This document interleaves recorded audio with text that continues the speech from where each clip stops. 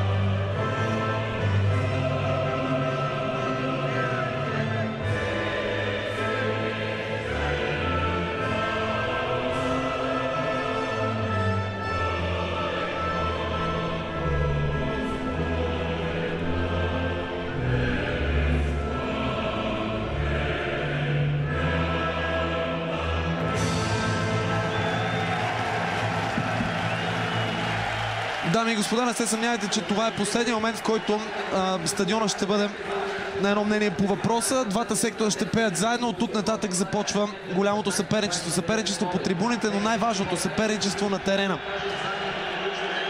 За съжаление, годините са съвсем различни и посещаемостта на това дерби е доста занижена от рекордите. Рекордната посещаемост, между другото, е през 1967, когато на 11 март 70 000 души на националния стадион тогава гледат дербито, завършило 1-1. Антирекорда, разбира се, от едва 8000 души през 2002. Можем да кажем два пъти повече от тогава. Със сигурност днес на националния стадион сектор Б и сектор Г са се подготвили. Това са и най-пълните сектори на националния стадион, с най-запалените привърженици, които имаха различните свои драми и битки в последните месеци. А знаете какво е значението на победа в дербито. Забравят се много бързо несполучливите резултати от последните кръгове. Те са повече, разбира се, сбора на Левски, който претърпя по катаклизъм. Антони Здравков в екип с Лин Топозаков и Май Христов ще трябва да върши голямата работа в дербито. ЦСКА на пръв плет е по-спокойно, една позитивна се победи в шампионата. Продължаваме напред и в турнира за Купата на България. Дава едно наглед на спокойствие червения клуб. Спокойствие там обаче от години няма бора, които имат общо 57 титли в историята на българския футбол. Съдържат трофея от 2009 година насам. Очертава се ЦСКА и Левски да се срещнат 6 пъти през този сезон. Включително имате срещи от осми на финалите в турнира за Купата на страната. А иначе последният двубой, който изиграха ЦСКА и Левски, беше отново тук на националния стадион, ръководен от същия съдия Георги Йорданов, и завърши с победа за сините 2-1. Ето как изглеждат и съставите на двата отбора. На вратата на ЦСКА с номер 12 е Томас Черни. Виждате как са разположени футболистите в отбрана. Апостол Попов, Валентин Илиев, Менди и Фопоре, Чочев и Тодорчев са двойката дефзивни халфове. Марсиньо и Немане Милисавлевич на двата фланга. Емил Гаргоров, който стиска зъби и ще играе на инжекции и ще действа малко зад Сидибе. Това пак са 11-те за Левски. Тук като че ли най-доброто на терена. Горан Блажевич на вратата, в отбрана Дъсли Мюдър, Йордан Милиев, Алехандро Перес и Нуно Пинто. Пинто в крайна сметка, както ви информирахме през седмицата, бе възстановен на време за този двубой. Опита на Станислав Ангелов, който вече също е в добро функционално състояние, е накарал Антони Здравков да разчита на него като титуляр днес. Той ще си партнира с Владимир Гаджев в центъра на полузащитата. Мирослав Иванов, Ларсен Туре и Гари Родригес са тримата безспорно най-креативни футболисти, които ще трябва да създават положения и, разбира се, да помагат на Цветан Генков, който е на върха на атаката на Левски. Не му е чужда обстановката и атмосферата на Антони Здравков на терена. Той беше част от щаба на Емил Велев в шампионския сезон на сините 2008-2009 година. Припознат като един от любимците на синята агитка Антони Здравков, до момента начало на по-скромни отбори, като Ботев Враца да речем. Всичко вече е готово. Всеки момент очакваме футболистите на двата отбора да се появят на терена, предвождани от главния съдия Георги Йорданов. Споменава и Деян за проблемите в отбора на Левски. В състава на ЦСК Жереми Фопоре беше с контузия и неговото участие под въпрос. Явно медицинския щаб на червените си е свършил работата. Апостол Попов също имаше лека травма, но всички футболисти, на които Стойчо Младенов разчита толкова много, са в титулярния състав. След минути ще разберем, разбира се, дали рисковете, които поемат двамата треньори с тези футболисти, ще се оправдаят. Хубаво е в рамките на ферплея да видим едно европейско поведение от футболистите. Това е нещо, което може да накара и феновете по трибуните да не забравят, че в крайна сметка става дума за футбол, за забавление за хората, а не за война. Едно от добре познатите клишета е, че подобни мачове се печелят с опит. Можем да кажем, че опитът в дербито до някаква степен е в полза на ЦСК. Там има повече футболисти, които са играли в този матч. 10-то дерби за старшите района на червените в неговата кариера на Стойчо Младенов. 23-ти матч пък за Тодор Янчев срещу Левски. А пък от футболистите, които са на терена, трябва да кажем, че няма нито един играч действащ на Левски, който е бележил във вратата на ЦСК със синия екип, докато при червените има цели трима. Марсиньо, разбира се, в последното дерби, загубено от ЦСК с един феноменално красив гол, изравнителен в началото на второто полувреме. Разбира се, Апостол Попов, който се разписа при 1-3 на Георги Аспарухов съвсем наскоро също. Другия голмайстор във вратата на сините от състава на ЦСК е Милгар Горов. Неговият гол обаче се случи при един двубой, игран преди почти точно 10 години. Последния ден на октомври 2003. Историята обаче до тук, статистиката също, защото Левски и ЦСК излизат на Васил Левски за голямото дерби на българския футбол. Юношата на ЦСК Станислав Ангелов сега с капитанската лента на Левски.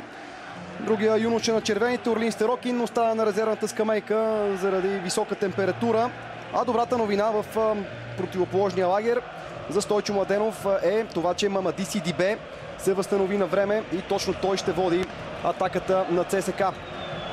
Да си пожелаем качествен футбол, да си пожелаем коментара ни да падне върху спортно-техническата част, а да не се занимаваме с странични неща. Успех на Георги Йорданов, ще му помагат Крум Стоилов и Иво Колев, четвърти съдия Веселин Мишев, допълнителни Вихрен Манев и Христо Ристосков, делегат Лъчезар Димитров, съдийски наблюдател Ичко Лозев.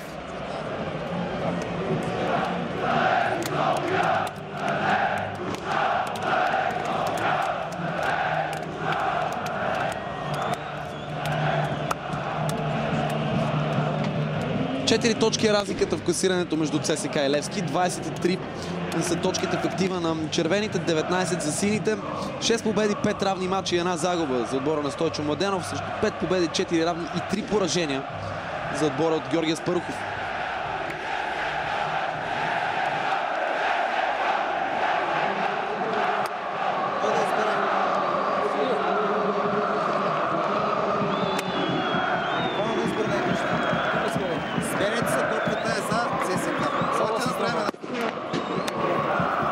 Време за снимка преди това дерби.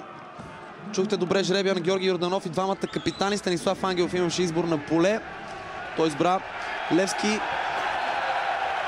да атакува към сектора с привържениците на ЦСК през по време. През второто обаче нещата ще бъдат наобратно. Пък първата топка ще бъде за ЦСК. Джаксън Менди, един от новите любимци на сектор Г. Виждате в близък план на хореографията на двете агитки, впечатляваща поне до тук. Изглежда наистина са подготвени добре.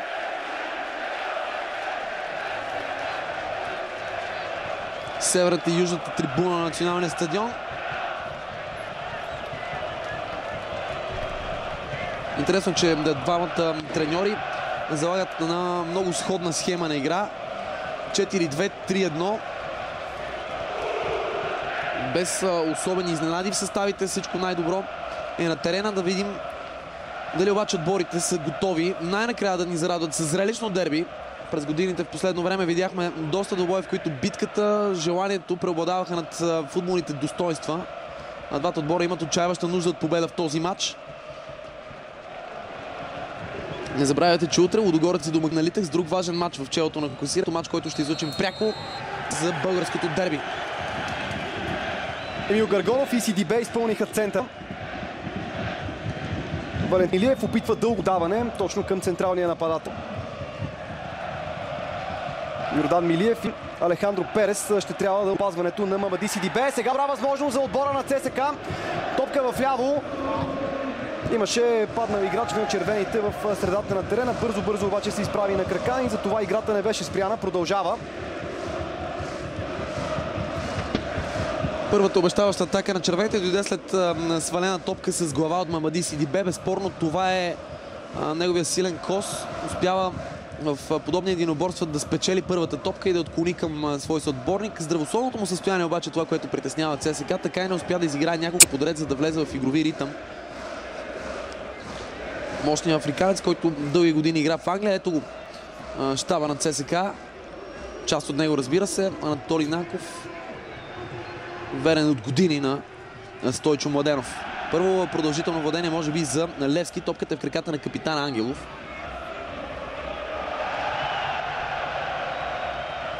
Опитват се сините да владеят продължително. ЦСКА пък от своя страна налага някакъв опит за преса и тук някъде може би успяват червените да прекъснат разиграването на своя символичен гост и отново атака отляво ще пробват.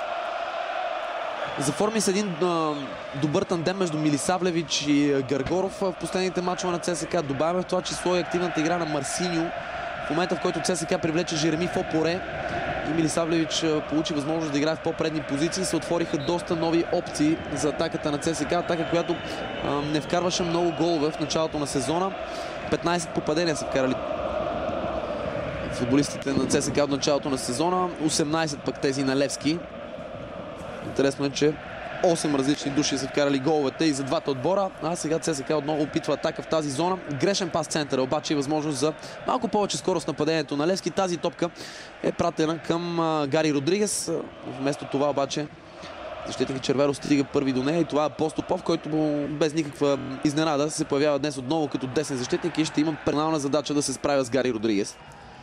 По-бърз от него Гари Родригес, но пък Апостолов е футболист, който е с добро заставане. Двойно подаване сега отново отляво развива атаката на ЦСКА. По-активен е този фланг на червените. Ниско подаване по тревата, никакви проблеми за Блажевич, който застава под рамката на вратата. Имаше съмнение дали той или Пламен Илиев ще стартира. Явно толкова Цветан Генков добре се измъква, може да стреля Генков и ето го първото опасно положение в матча. Има претенции за ъглов удар нападателя. Много хубаво се измъкна бившия футболист на Локо София, елиминира защитник и след което не можа да оцели очертанията на вратата. Плонжира за всеки случай Томас Черни, докато гледаме повторението. Беше закъснял Валентин Илиев да подсигури своя партньор в центъра на отбраната Джаксън Менди. Но поне за мен тук Иляне по-голямата грешка бе на Менди. Разбира се, много елементарно на Генков да играе първи стопката, да чукне покрай защитника и след това да я догони, да стигне до удар. Наистина добър шанс за Левски в третата минута. Поне в рамките на тези няколко начални минути на матча прави впечатление, че двата отбора играят отворено. Това е добра новина за всички фенове, неутрални или пристрастни, разбира се, в това дерби. Сгрешена топка в центъра за сините. Сидибе върна назад, след това обаче неточно подаване на Апостол Попов по фланга, който търсеше Марсиньо. И тъч за сините. Нарушение отсъжда Георги Йорданов тук.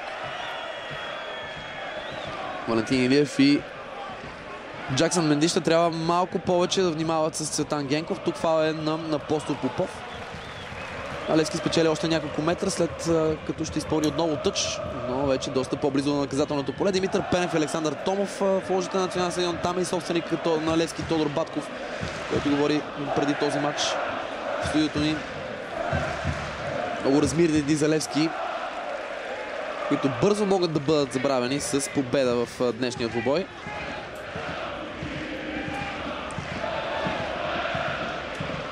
Апостол Попов ще изпълнява тъча.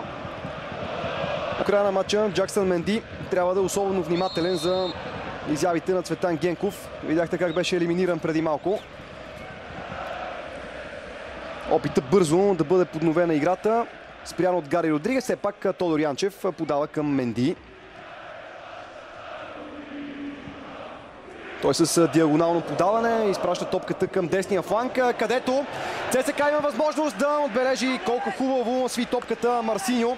С самото поемане елиминира съперник. Трябва да видим повторение на положението. Аплодисменти за Марсиньо. Вижте още веднъж диагоналния пас на Джаксън Менди, след което Марсиньо с поемането елиминира Нуно Пинто, но добра намеса на Алекс Перес. Чудесно подсигуряване и само корнер за ЦСКА. Марсиньо опита по-скоро подаване вместо удар, но при всички положения Нуно Пинто не можеше да позволи толкова лесно пас от 40-50 метра да падне на кръка на Марсиньо и след това бразилецът да влезе в наказателното поле. Сега центриран от корнера Блажевич избива с дясната си ръка. Статичните положения са една от силните страни в играта на ЦСКА през този сезон. Блажевич за сега пази на ниво след привличането му в Левски. Може би една от причините за неговата поява в стартовия състав е точно повечето сигурност, която той предлага при центрирани топки спрямо Пламен Илиев, който има страхотен рефлекс на наказателното поле, но не е чак толкова убедителен, когато топката е центрирана. В рамките на по-малко от 7 минути видяхме едно много хубаво положение за Цветан Генков и две не лоши атаки за ЦСКА, не завършили обаче с удар към вратата на Блажевич. Но той сега праща силно топката към централната линия. Там два сблъсъка между футболисти на двата отбора, в които бъдоха навладяване на топката. Опасна игра на Станислав Ангелов.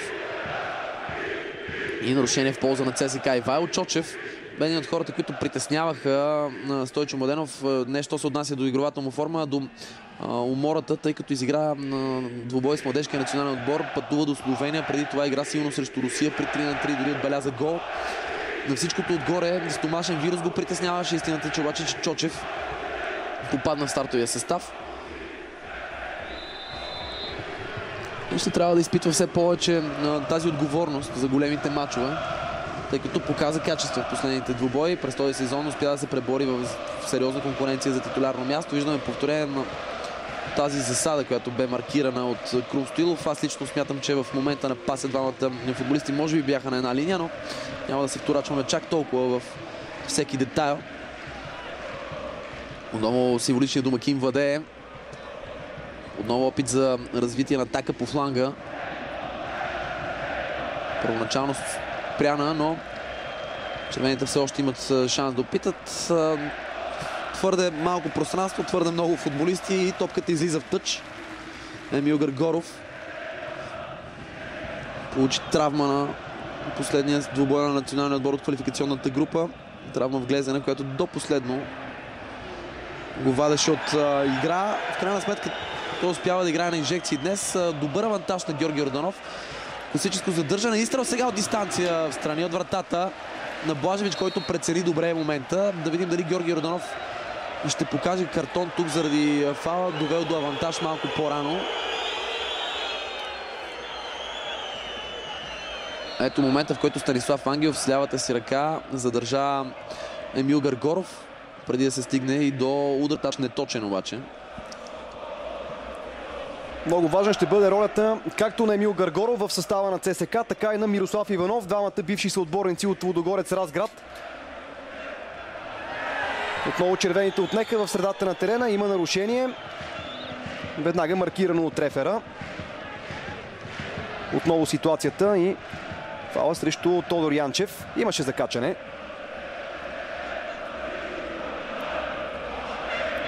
И пак по левия фланг се развива атаката на ЦСКА, където Фопоре и Неманя Милисавлевич взаимодействат доста добре. Не се стигна до центриране.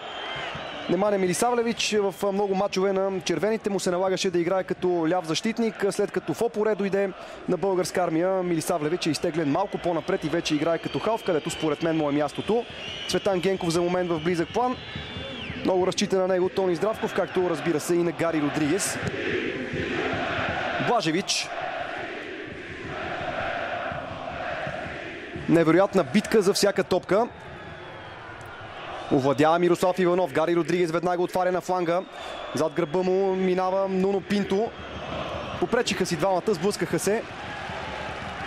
А пък Марсиньо се е върнал да помага на Апостол Попов. Нуно Пинто. Гари Родригес сега.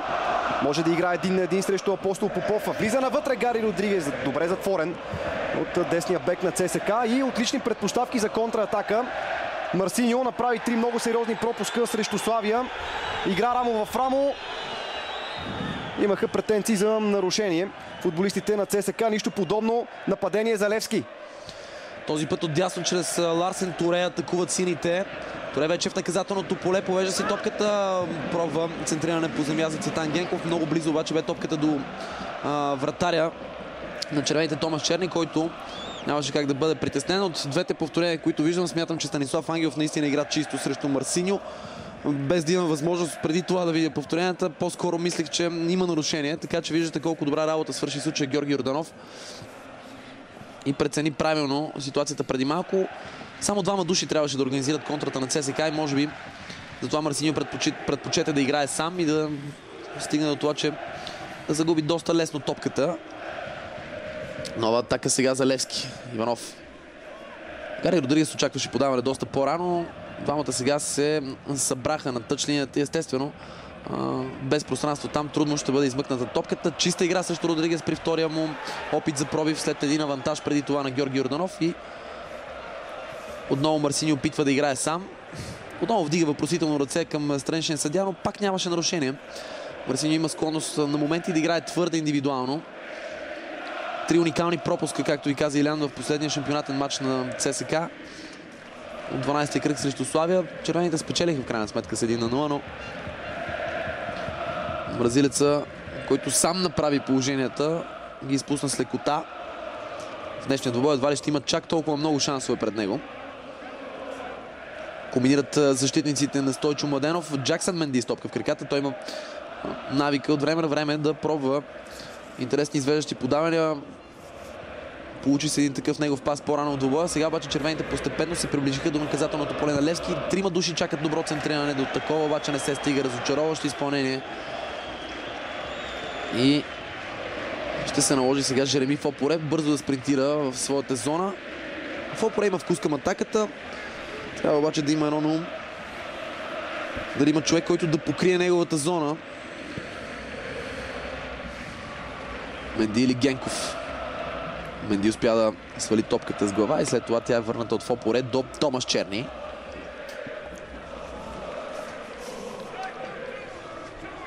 Шест мача подред ЦСКА не е получавал гол във вратата си. Локомотив София е последният отбор, който отбеляза срещу ЦСКА при 1-1, след това 0-0 срещу Ботев и 5 поредни победи за първенство.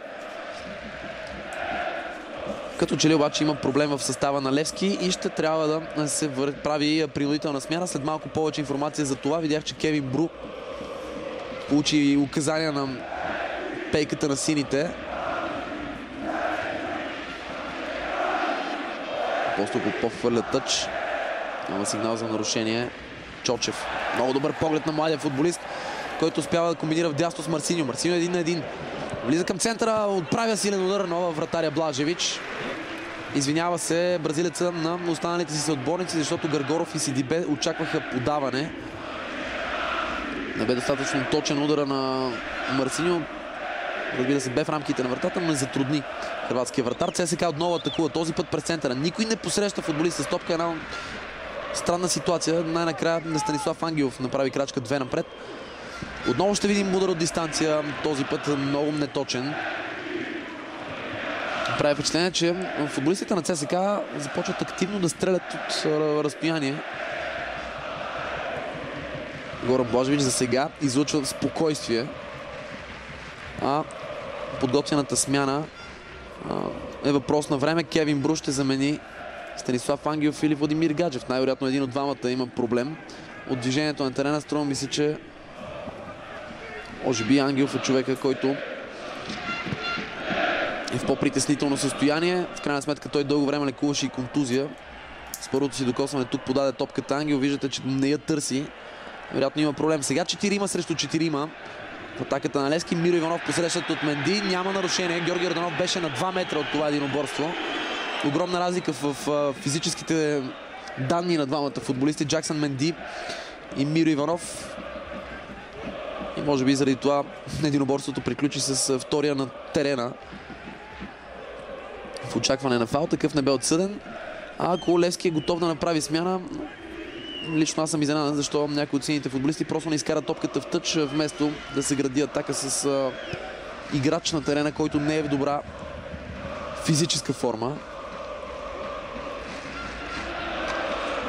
Да, струва мисля, че Станислав Ангелов накуцва. Всеки момент смяната ще бъде извършена, но смяната няма да е Станислав Ангелов, а Ларсен Туре. Той изглежда в добро здравословно състояние. Може пък Тони Здравков да не е доволен от представянето му, но да го вади толкова рано, ще ви информираме своевременно дали става дума за контузия. Така или иначе, Ларсен Туре е заменен от Кевин Бру. Кевин Бру, който беше чакан като месия на Герена, дойде, не убеди с представянето си, че заслужава място сред титулярните 11. Много шансове получи той и сега е момента, може би, да защити името си, докато ЦСКА атакува. Иска топката Марсиньо, веднага получава.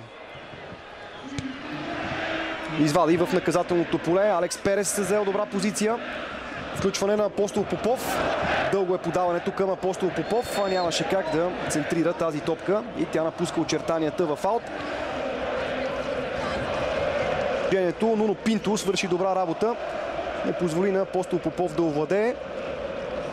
Топката беше напуснала пределите на игралното поле. Повторението беше чудесно. Дълго подаване. Много се опитва Цветан Генков с движение да освобождава пространства на халфовете зад себе си. Гари Родригес с своята индивидуална игра понякога прекъсва възможностите за добри атаки на своя отбор. Иляна, трябва да кажем тук нещо важно. Миро Иванов мигновено се премести на десния фланг, където действаше Ларсен Туре. Кевин Бру ще играе в центъра на полузащитата заедно с Гаджев и Ангелов. Там сините ще трябва да опитат да спечелят битката срещу ЦСКА. Червените пресират и доста рано в атаките на Левски. Успяват да отнемат топката. Затрудненията обаче за отбора на Стойчо Младенов са след това, когато трябва да изградят от своя страна нещо по-интересно пред вратата на Блажевич. От триото Ангелов, Бру и Гаджев. Поне аз очаквам Гаджев да се нагърби с повече отговорност в офанзивен план. Но да видим. Не са изминали още дори 20 минути от ЦСКА срещу Левски. Първото дерби за сезона от очаквани общо 6.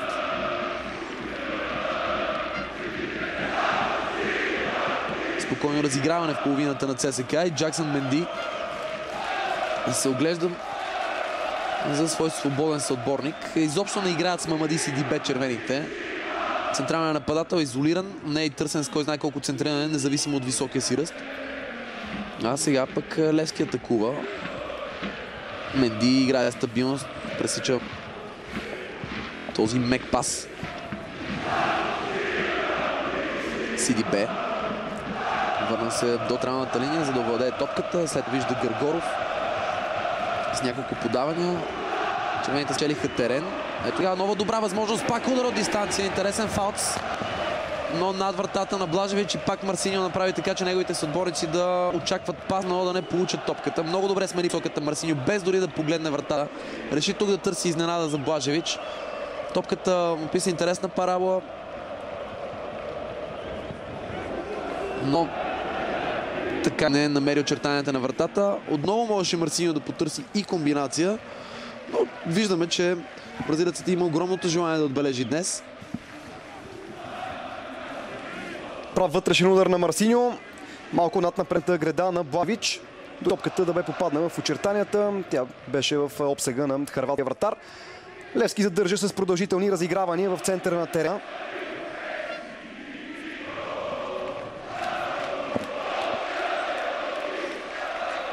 Открива се добре Станислав Ангелов.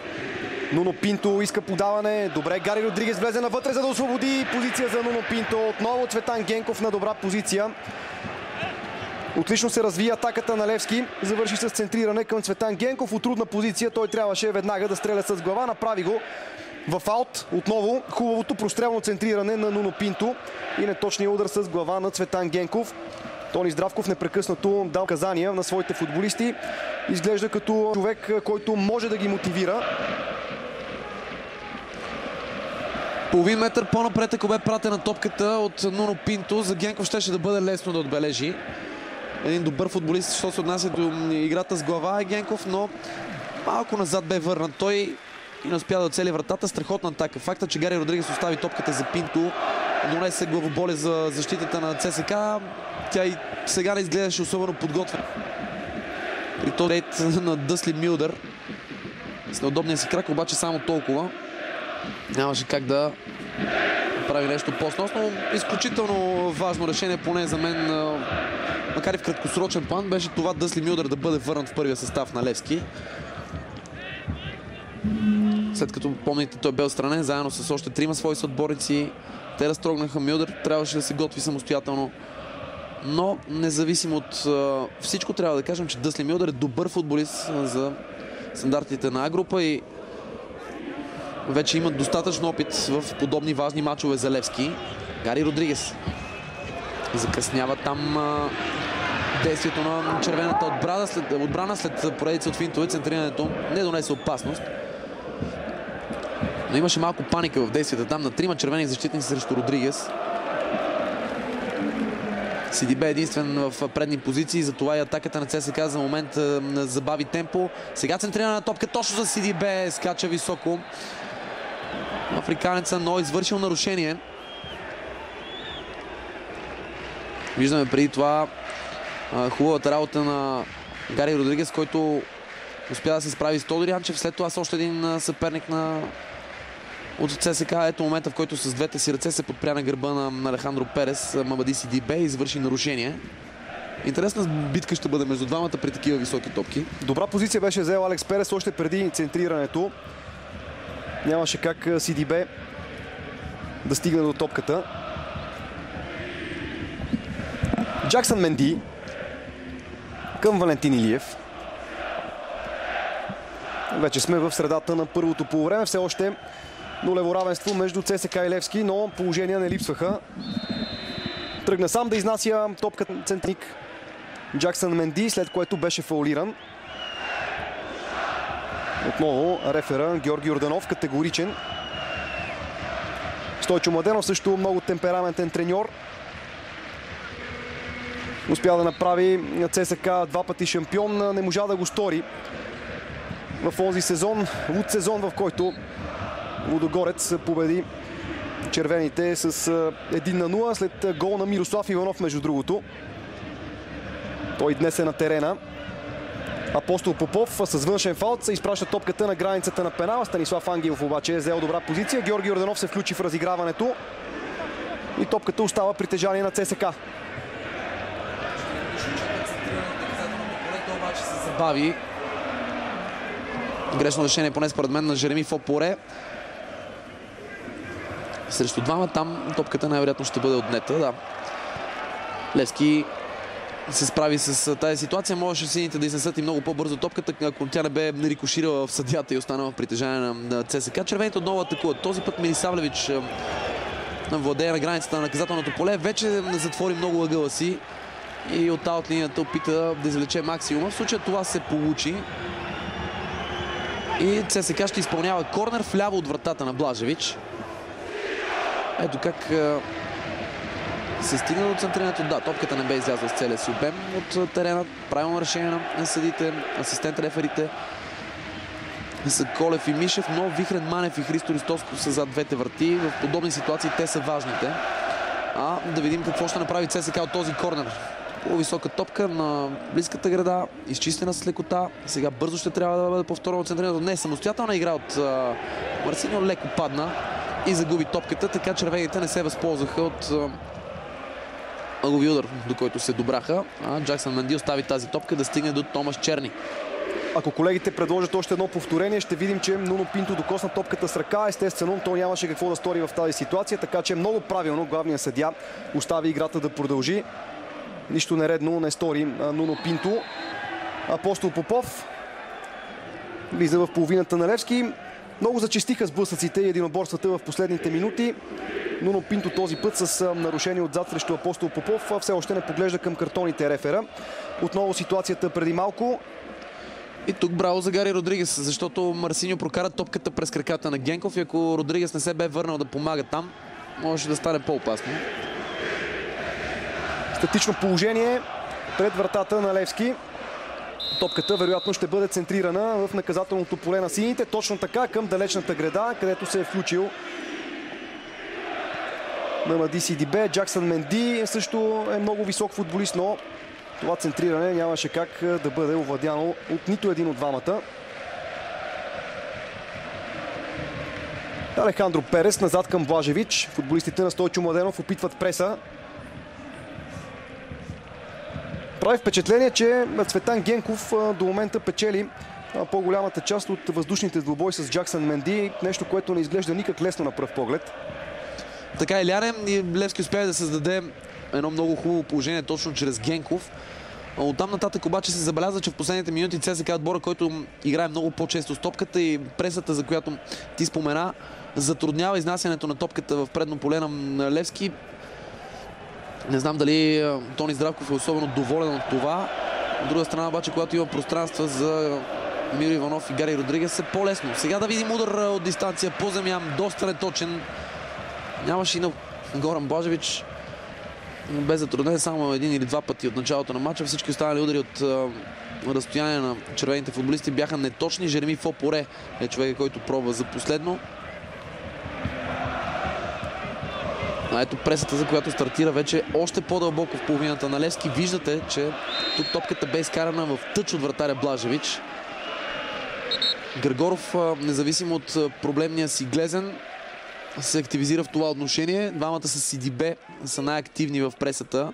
Това са първите хора, които посрещат атаките на Левски. Янчев центъра към Чочев. Чочев не овладява добре топката и я губи в зона, в която дава възможност за атака на Левски. След това, разбира се, извършва нарушение, за да спре всякакви възможности за контратака. Георги Радонов, поне според мен, тук само устно ще предупреди Чочев. Точно така, няма да му показва картон. Тактически фаул. Преди малко и Нуно Пинто влезе доста грубо в краката на Апостол Попов, с което и го ядосат. Мисля си, че всеки един момент от тук нататък, в който видим малко по-твърдо нарушение, Георги Радонов ще извади първия картон в матча. Както се казва, за да не изтърве от контрол нещата на Васил Левски.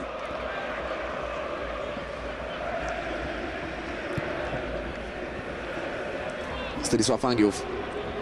Посрещнато Чочев. Сидибе също помага в пресата. Сега Григоров гони Алекс Перес, който връща за Блажевич. Тук някъде топката изрита насилно напред към централната зона, където обаче червените я овладяват. Бърза грешка, дава шанс за атака отляво на Левски. Много решителен шпагат на Валентин Илиев. Нуно Пинто със сетни усилия успя да пробва пас към Гари Родригес. Ако Валентин Илиев се бе забавил с секунда или две, Родригес ще на скорост да влезе в наказателното поле с топка в краката, точно къде пасен. Сега пък Менди играе стабилно. И Левски не успява да оформи своята атака. ЦСКА пък може да контратакува. Отново 4 на 4, този път пред тази врата. Сидибе получава на фланга. Пробва центриране на Мамади Сидибе. Малко пред вратарското поле, обаче Горан Блажевич се хвърли и лови топката. Имаше двама на съотборници на Сидибе в наказателното поле. Милисавлевич и Емил Григоров, но топката не стигна до нито един от тях. Цветан Генков пада на границата на наказателното поле в очакване на нарушение и разменя реплики с Джаксън Менди. Откакто е в ЦСКА, Джаксън Менди се спечели репутацията на много твърд защитник и тук бе прав да недоволства, защото Генков потърси откровена симулация, поне за мен. Вижте тук. Дори падайки се опита да се хване за екипа на Менди. Нямаше нарушение тук и Георги Радонов не го отсъди. Нямаше нужда от тези реплики между двамата, между другото. До тук безупречно съдийство на Георги Радонов, който се справи на ниво и при предишното дерби, за което Иля ми спомена.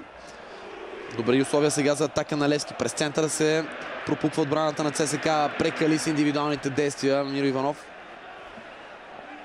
И пак Валентин Илиев с добра намеса. Прекрасен авантаж на Георги Йорданов. ЦСК напада през центъра. Марсиньо чака подаване. Дали ще бъде насочена топката към него. Задържа Емил Гаргоров. Умее до съвършенство тези пасове. ЦСК повежда с 1-0. Минутата е 30. Невероятен поглед върху играта на Емил Гаргоров. Чакаше подаване Марсиньо. Друго решение избра Емил Гаргоров. И сега Неманя Милисавлевич вдига победоносно ръце. ЦСК повежда на Левски с 1-0. Цялата червена атака наистина се разви на много високо ниво и завърши с гол на сърбина Неманя Милисавлевич. Емил Гаргоров също трябва да бъде поздравен за страхотния пас зад гърба на защитата, която не бе никак добре подредена.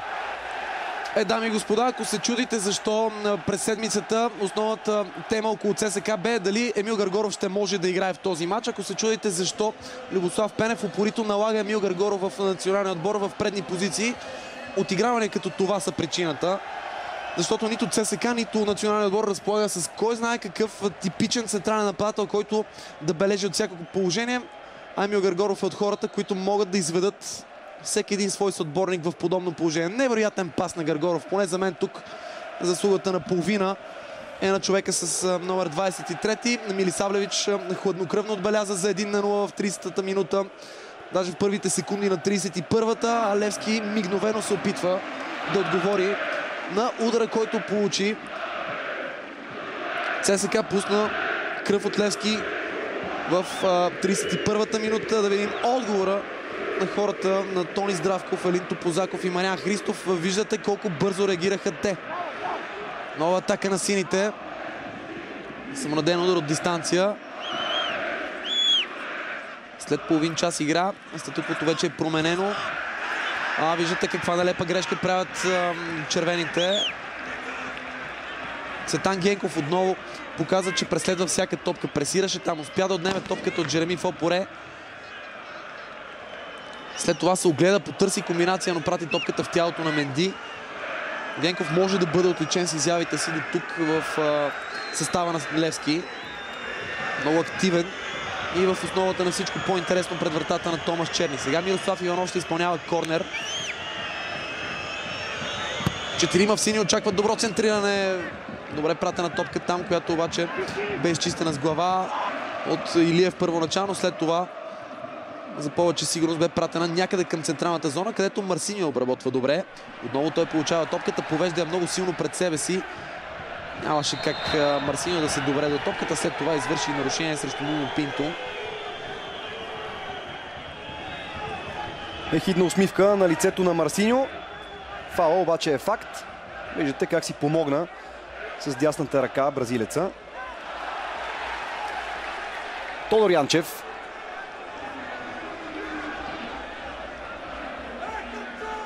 Емил Гаргоров заигра с самочувствие. След този страхотен пас Гаргоров трябва да бъде отличен за още нещо. Издебна момента, за да може Милисавлевич да изскочи от дълбочина, а не да влезе в положение на засада. Нуно Пинто. Не мина подаването на Владимир Гаджев към Нуно Пинто. Емил Гаргоров се е върнал да помага в защита.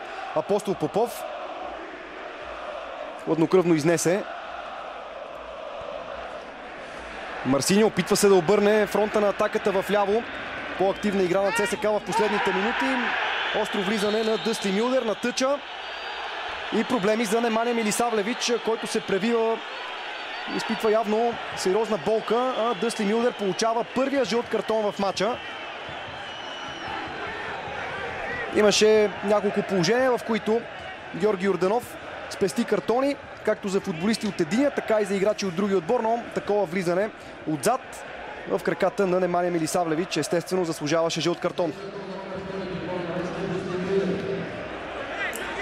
Може би първата ситуация, в която Георги Йорданов не бе чак толкова близо до мястото, където се развива единството.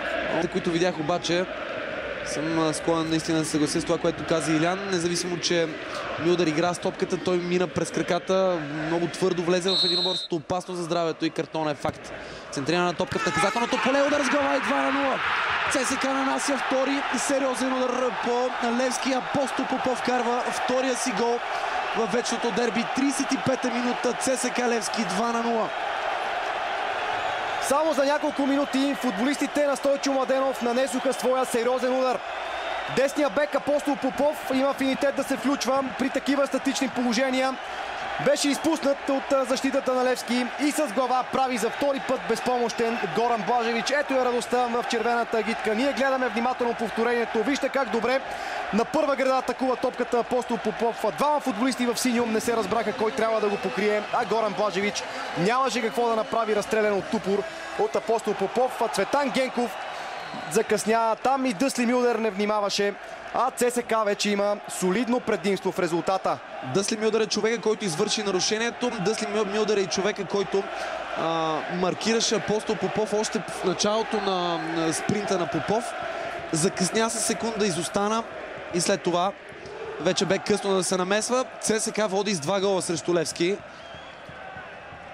Точно в момента, в който обърнахме внимание за тази преса, която не позволява на сините да градят атаки, ЦСКА успява да отбележи на 2 пъти. Сега отново сините някъде в централната зона на терена губят много лесно. Играта вероятно ще бъде спряна за момент, тъй като има футболист на тревата. Това е автора на първия гол, Немanja Милисавлевич. Той се изправя обаче на крака. Ето отново пресата, за която ви говоря.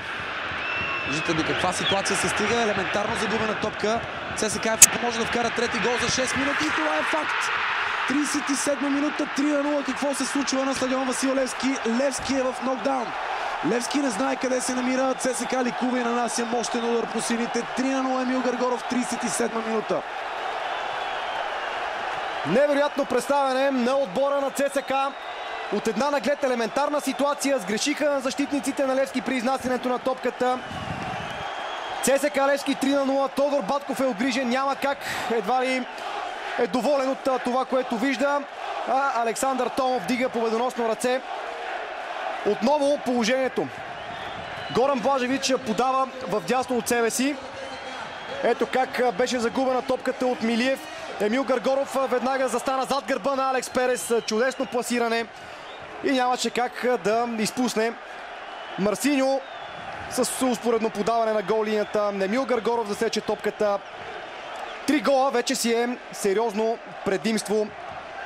А предвид представянето на Левски, ситуацията за сините изглежда още по-отчаиваща. Видяхте последователно реакциите на Гари Родригес и Антони Здравков. Здравков е бесен и няма как да бъде различно. Не може в матч с подобен заряд, при подобно развитие. Вече Левски изостава с 2 гола. ЦСКА продължава да пресира, а Йордан Милиев, притиснат край тъчлинията, позволява по най-елементарния начин на топката да бъде отнета от краката му. Поне за мен тук грешката при всички положения на Милиев. Нямаше какво да се търси после в изявите на неговите колеги. А при 2-0 и толкова много време нещата са едни. При 3-0 за 6 минути Левски ще има нужда от бърза промяна в психологическия си подход. Сега сините могат да върнат едно попадение в изоставянето си. Не, Томас Черни спасява. Много емоционално стана на стадион. В ложите емоциите бяха коренно противоположни. Видяхте удара по трева. Не особено труден за Томас Черни. 6 минути. За толкова време точно Милисавлевич, Апостол Попов и Емил Гъргоров направих резултата 3-0. Антони Здравков има нужда от полезен съвет и този съвет като че ли е даден от Елин Топозаков. Жълт картон сега виждаме за Алекс Перес. Перес се изнерви сериозно след поредното си единоборство с Мамади Сидибе.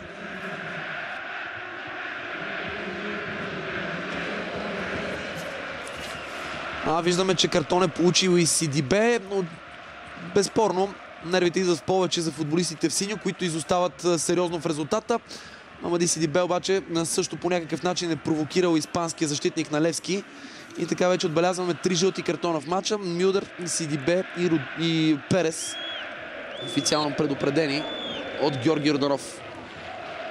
Като изключим първия гол на ЦСКА, който дойде след прекрасно подаване на Емил Гъргоров към Немanja Милисавлевич, следващите 2 попадения на армейците се получиха след груби индивидуални грешки на защитници в синьо. Първо Дъсли Мюлдер не покри както трябва Апостол Попов. След това Милиев с безобразна грешка при изнасянето на топката позволи на Марсиньо да подаде към Емил Гъргоров, за да може резултата в момента да е такъв, какъвто го виждате горе в ляво на екраните ви. ЦСКА Левски 3-0, 5 минути остават до края на първото полувреме. Милиев към Станислав Ангелов. Има пространство пред себе си. Може да напредне, прави го. Неговия пас е пресечен. Подаването към Мамади Сидибе също е неточно. И Горан Блажевич в ляво към Нуно Пинто. Пинто има доста пространство пред себе си. Отбора на ЦСКА сега се прибра малко по-близо като цяло до своята врата. Мамади Сидибе, добро поемане на седмицата на ЦСКА. Нямаше обаче възможност да навлезе в комбинация със свой съотборник. Затвори се на тъч линията и Алекс Перес изчисти топката в тъч. Трябва да кажем, че изпалец Алекс Перес се справя добре с Сидибе до тук. Не му позволява да печели много единоборства, да отиграва много топки. А и Сидибе е тип нападател, който няма много работа извън наказателното поле. От тъча топката е пратена към Гаргоров. Той не успява да овладее. 10 години по-късно Гаргоров отново е точен във вечното дерби. Тогава обаче резултатът в края на този матч на 31 октомври 2003 бе 1-1. Бързо си размениха по един гол двата отбора. Тодор Колев бе точен за Нелевски. Сега обаче ситуацията изглежда много по-различна. ЦСКА отново атакува. Трима футболисти в червени екипи в половината на Левски. Човека с топка обаче е единствения, който се движи. До останалите гледаха как Немanja Милисавлевич се бори срещу двама съперници и логично сърбинът изгуби топката. Края на първото по време наближава. Апостол Попов играе на сигурно. След това топката попада на краката на Ивайло Чочев. Той към Фопоре. Миг на спокойствие в атаката на ЦСКА или по-скоро в изграждането й. Тук отбора на Стойчо Младенов не атакува толкова директно. Левски чак сега опитва някаква преса, опитва да предизвика някакво развитие. Ето, че Станислав Ангелов играе с глава. Този път Мендинът скочи Генков. Точно Цветан Генков и Гари Родригес са оформили лидерите на този отбор на Левски. Гари Родригес с 5 гола от началото на сезона, Цветан Генков с 3. Да видим дали двамата ще поведат останалите си съотборници. Перес. Лошо подаване и отново ЦСКА владее отляво. С гола си във вратата на Левски Емил Гаргоров вече с 4 попадения от началото на сезона. Атаката на ЦСКА е спряна с нарушение. Препречване срещу Марсиньо. Държи се за главата Милиев. Ще му трябва време да се оттърси от шока след онази грешка, която допусна в 37-та минута. Ето как с ръце си помогна централният защитник в опита да спре Марсиньо. Веднага центриране. Излиза на време Горан Блажевич и успява да улови.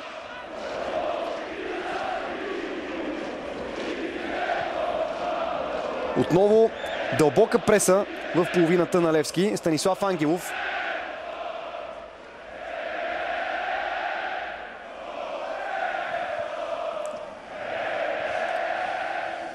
Алехандро Перес.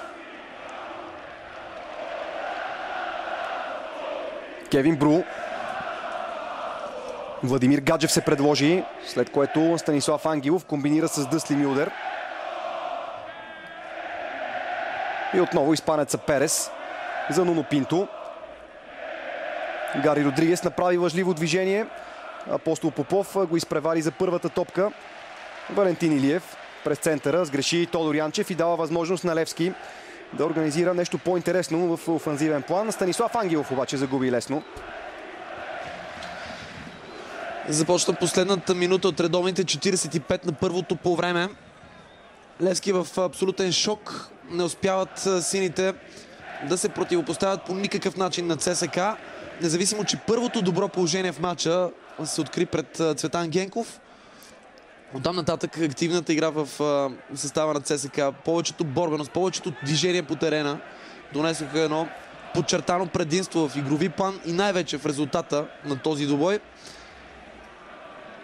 При всички положения нещата, които можем да очакваме да се променят в поведението на Левски, най-вероятно ще настъпят през второто по време, ако изобщо хората на Тони Здравков успеят да реагират.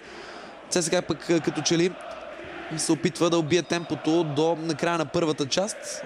Тук Джаксън Менди умело гардира топката и печели аут за своя тим. Независимо от усилията на Генков да се добре до тази топка.